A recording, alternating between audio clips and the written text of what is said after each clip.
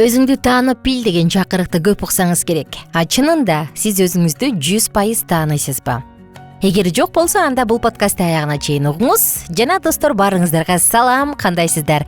Аку, мен кызматтамын жана бүгүн өзүңдү таанып бил деген теманын терегинде күчтүү жактарыбыз жөнүндө сөз кылмакчыбыз. Албетте, бул абдан чоң, кенен тема. Бул жөнүндө сааттап эмес, күндөп сүйлөшсө болот. Бирок биз бүгүн Гэллап институту изилдеп чыккан 34 күчтүү тарапты дагы басым жасап, ошол жөнүндө сөз кылмакчыбыз. Эске сала кетсем, ар бир адамда 5тен 12ге чейин күчтүү тарап бар. Эгер бул күчтүү тарап бул адамдын талантына байланыштуу, аланы кыйналбастан эле мындай табиятынан берилгендиктен жеңил, оңой эле жасай берет, Бирок ал өзү талант деп билбейт. Буну элдин баары ошондой кыла алат деп ойлойт. Бирок андай эмес.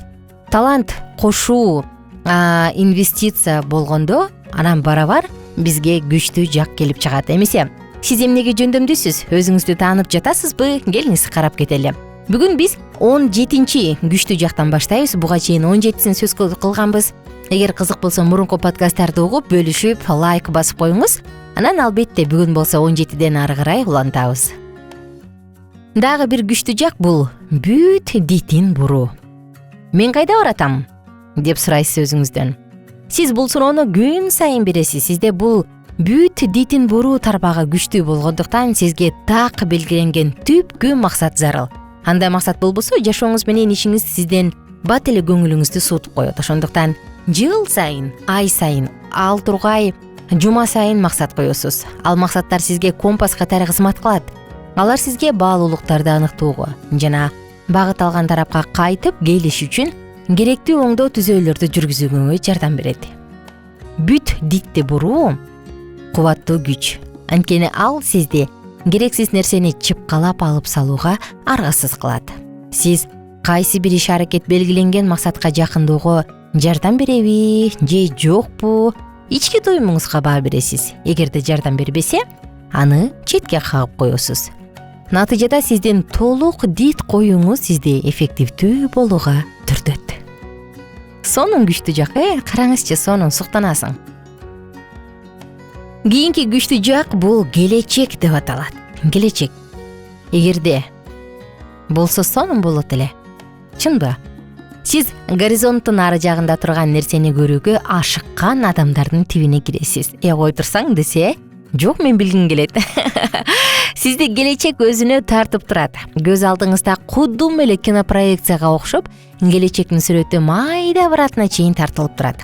Анан дал ошол жандуу картина сизди дайыма алдыга, эртеңки күнгө сүрөйт.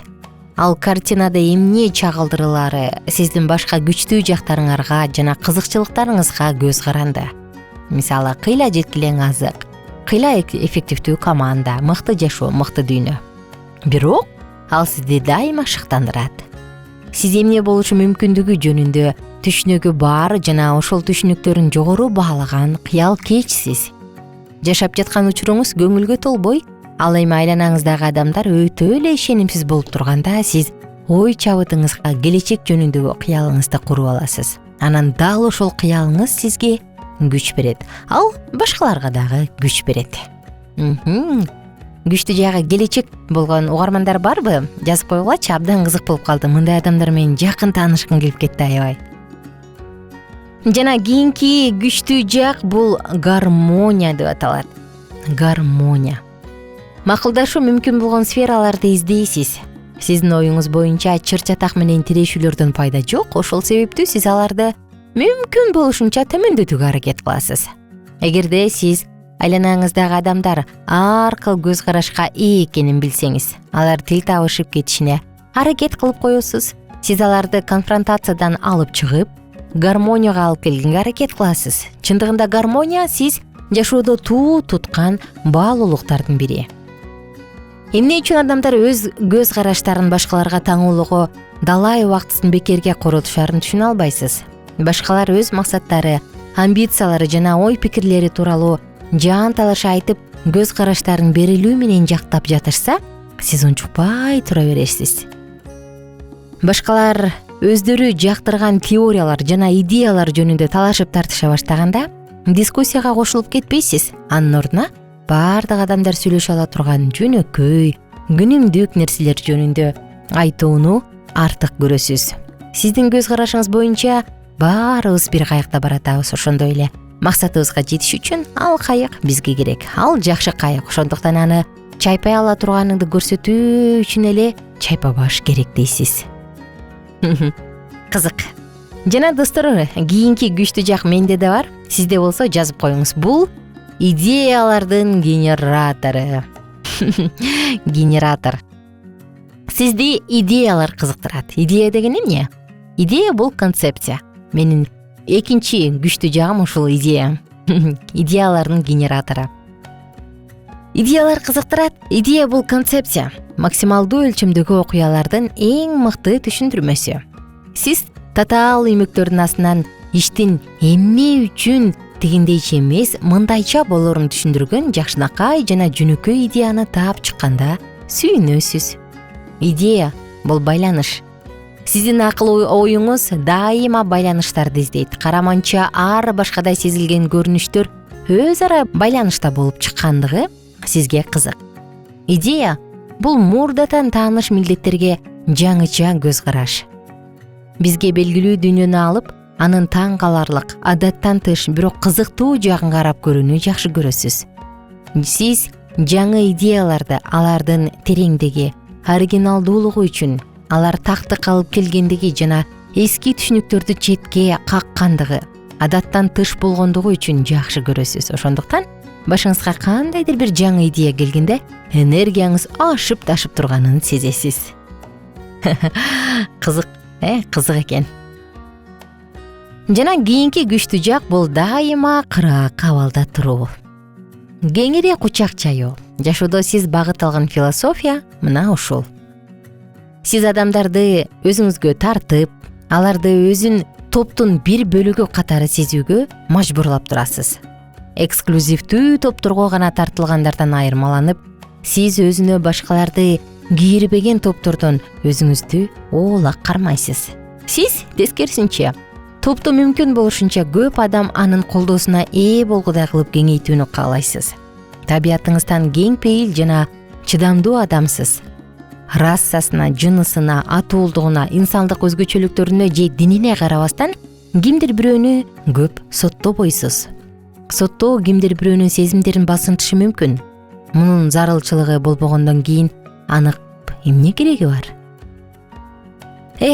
Сонун адамдар, сонун. Жана достор, кийинки дагы бир күчтүү жакты айтайын, бул адамдан жеке артыкчылыктары. Адамдын жеке артыкчылыктары. Өзүңүздүн табигый жекече артыкчылыгыңыздын аркасында сизге ар бир адамдын уникалдуу сапаттары кызык. Сизди жалпылоолор же типтерге бөлүүлөр кычырдантат.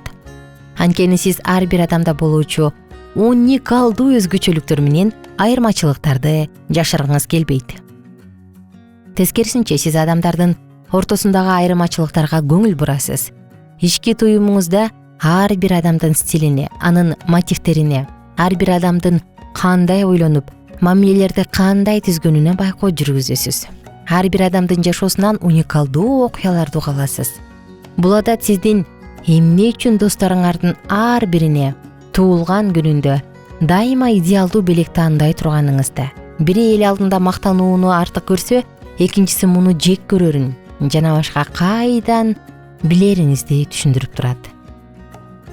Башка адамдардын күчтүү жактарына кыраакылык менен байкоо жүргүзгөнүңүздүн аркасында андагы эң жакшы нерселерди таап чыга аласыз. Аталган жөндөмдүүлүк сизге натыйжалуу командаларды курууга мүмкүнчүлүк берет. Караңызчы достор, кандай сонун күчтүү жак. Бүгүн айткан күчтүү жактардын кайсынысы сизде бар? ЛДЖК комментарий кылып жазыңыз жана +1 301 760 60 70 сандарына WhatsApp номуруна дагы сурооңузду жана сунушуңузду жазып кетиңиз. Жана достор, барыңыздарды Алкитап Чекит медиа сайтынан чакырабыз, катталганды унутпаңыздар.